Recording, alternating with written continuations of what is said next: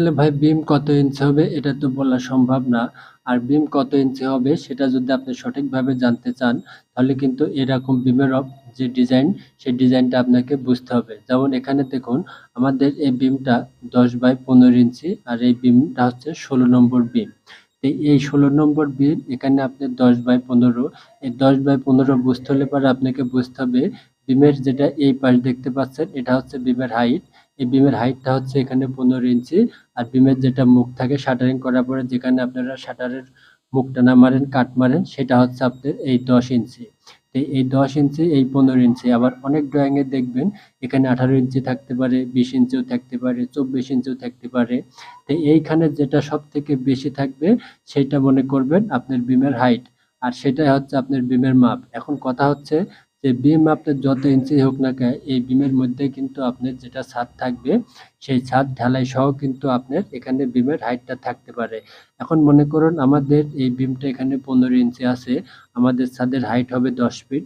10 fit বলতে গেলে কি আমাদের এই যে কলমটা আপনারা দেখতে পাচ্ছেন এটা হচ্ছে কলম, এই যে দাগটা এটা হচ্ছে কলম, এটা হচ্ছে আমাদের নিচের যে কলম সেই কলম, এটা হচ্ছে ছাদের বিম আর এটা হচ্ছে আমাদের ছাদ।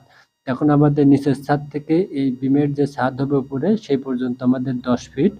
আর আমাদের এই বিমটা হচ্ছে 15 ইঞ্চি।